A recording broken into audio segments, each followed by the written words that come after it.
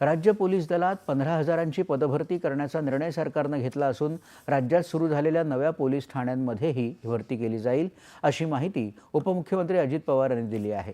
त्यांनी आज मुंबईत माध्यमांशी संवाद साधला।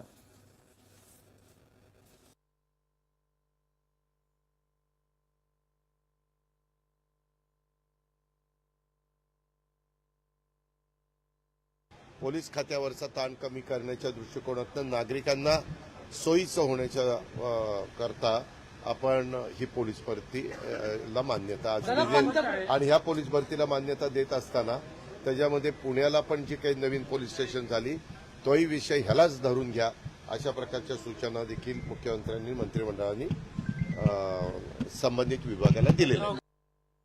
येत्या 15 ऑगस्टला गोकुळाष्टमीचा उत्सवही असून त्या दिवशी मांसाहारी पदार्थांवर बंदी घालावी अशी मागणी काही समाज घटकांनी केली आहे।